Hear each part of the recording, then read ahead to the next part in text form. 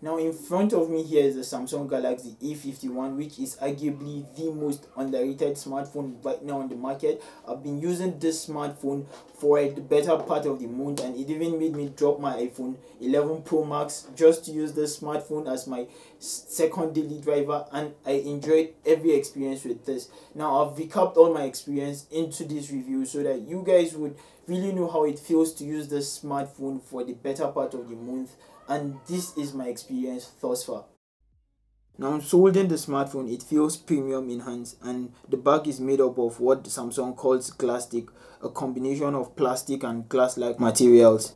The frame is also a polished plastic, and the two combine to give Samsung A51 a nicely premium feel, and this allows for a comfortable grip. On the side you have the volume rockers and the power button, and on the left is the SIM card and SD card slot. Underneath is the 3.5mm headphone jack, USB Type-C, and firing speaker grills, which couldn't be placed anywhere better, and that means that you would often find yourself covering the speaker grills when you are watching or playing a game in landscape mode.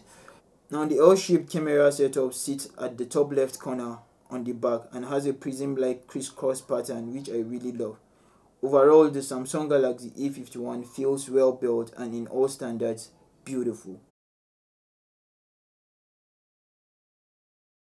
The Samsung Galaxy A51 holds a 6.5-inch Infinity O Super AMOLED Full HD Plus display with a 1080p display and 20:9 aspect ratio. It comes with a screen guard pre-installed.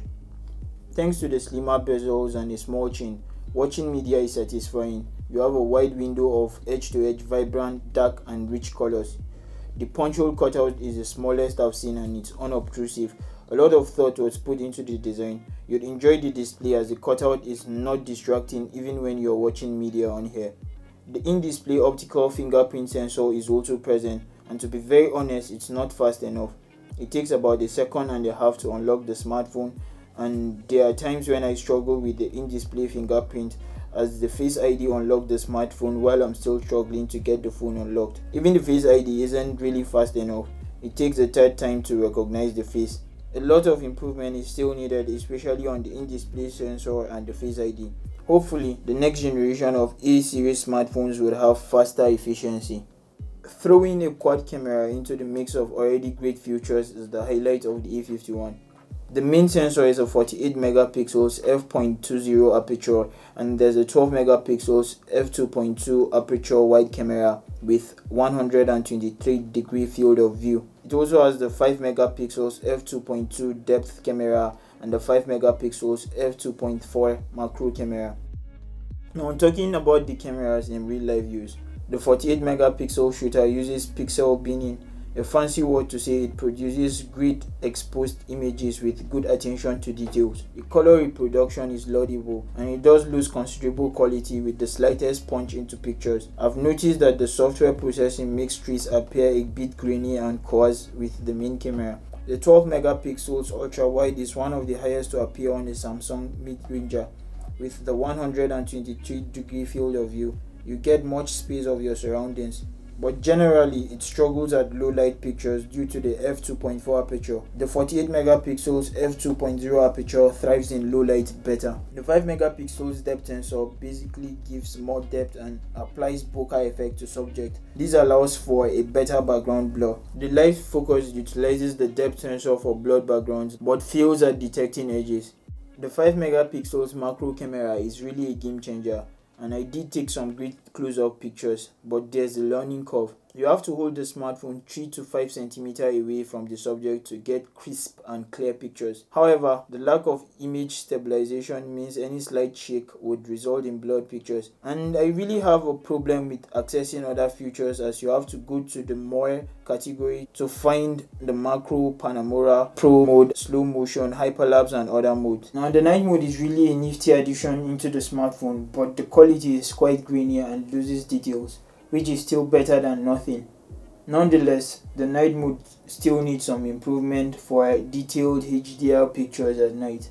Up front, you have the 32 megapixels f2.2 aperture, and there's a lighting animation that circles around the punch hole when you turn on the camera. Color reproduction is great. The HDR does a great job for well lighted exposures, and better pictures in general, but it gives a red tint on my black skin, which I can see is a defect from the software processing of skin colors and other things. You have different options for video recording. You can record at 720, 1080 and 4K. The Steadicam features offer a buttery, smooth and stable footage. Unfortunately, the 4K doesn't have any stabilization. Thus, handheld footage is a no-no. Get a gear for better stability. You can record slow motions for selfies too. Now coming to performance, this is not a gaming smartphone, but using the 4GB variant held up to high performance games like the PUBG, even when I increased the graphics level. However, I did get some warning from PUBG to lower the graphics for a smoother experience. Exynos 9611 packs enough power, and given it has a 2.3 GHz Cortex A73 core, rest assured gaming runs smoothly here. You do get moment of chops and lag, but this would probably be less on the 6GB variant. Now here's a fun fact: the Exynos 9611 chipset which was used on this smartphone has the same benchmark scores as the Exynos 8890 Octa which was used on the Samsung Galaxy A7. Now some of you might argue that a better processor should have been paired to the A51, but the price would have been jacked. So if you ask me, this is just a price you have to pay for a cheaper smartphone, a budget smartphone that packs this much power. The Galaxy A51 ships with the Android 10 and Samsung's One UI 2.0. One noticeable improvement with Samsung UI is the improvement on the user interface and helpful features like the focus mode, which allows you to block all other apps for more productivity and less distractions. You also get the dark mode from the Android 10 and the always on display.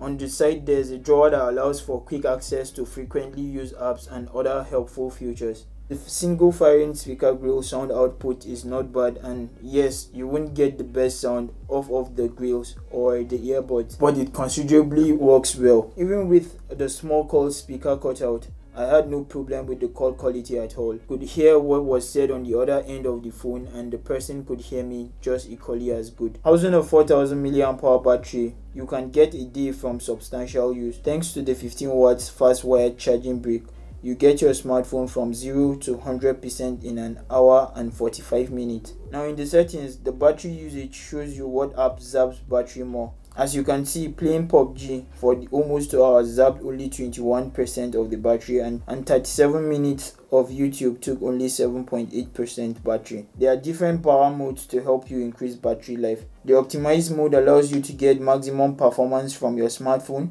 The medium power saving mode extends battery by limiting CPU speed to 70% and brightness for increased battery life. The maximum power saving mode shut down almost every app and feature. This is good for conserving battery for days. I've used this smartphone from 100 to 24% in 6 hours 30 minutes, and this included gaming, streaming and surfing the internet. You can see it did perform very well and beyond my expectation. Now on a final note, would I recommend this smartphone? And my answer is a fat yes.